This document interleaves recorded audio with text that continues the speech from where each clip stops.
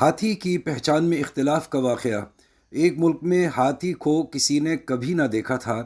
وہاں ہاتھی ہندوستان سے درآمد کیا گیا اور اس کو کسی تاریک گھر میں رکھا گیا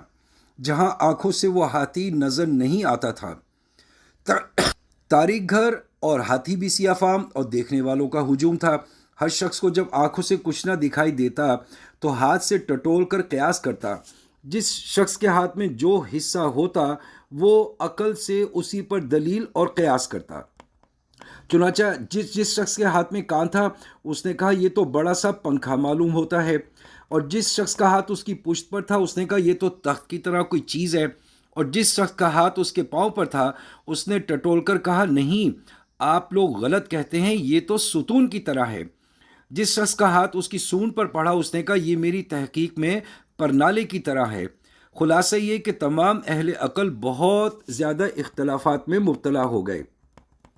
حضرت مولانا رومی رحمۃ اللہ علیہ فرماتے ہیں اگر ان ہاتھوں میں کوئی شمع ہوتی تو اس روشنی میں یہ سب اختلافات سے محروم رہتے۔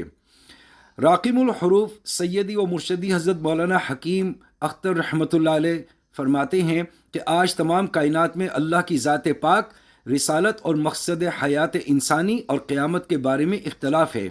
اس تاریک دنیا میں جو لوگ وحی الہی کی روشنی سے مستغنی ہو کر دنیا اور آخرت کے سنگین اور رنگین رابطوں کو سمجھنے کی کوشش کرتے ہیں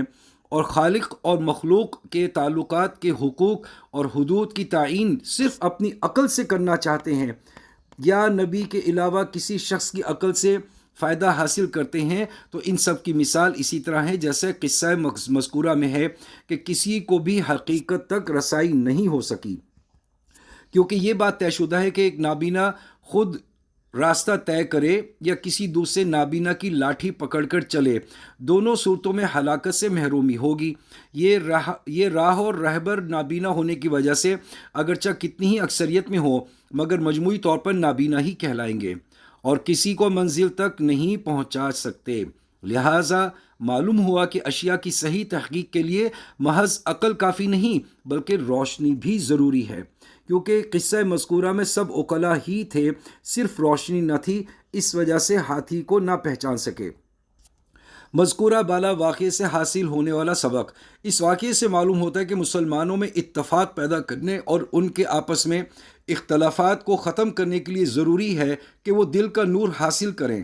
اور اس لیے کہ نور کے ذریعے سے جب ان کے دلوں سے جہالت کا اندھیرا اور برے اخلاق کے کانٹے ختم ہوں گے تو حق کا راستہ سب پر واضح ہو جائے گا اور اختلافات مٹ جائیں گے، اور دل کا نور حاصل کرنے کا طریقہ اتباع سنت ہے اور اللہ کی کتاب، اور ان نیک لوگوں اور اللہ والوں کی صحبت کی برکت سے جو فیض سنت نبوی صلی اللہ علیہ وسلم کے رنگ میں رنگے ہوئے ہوں، خود سنت نبوی پر چلنا آسان ہو جاتا ہے۔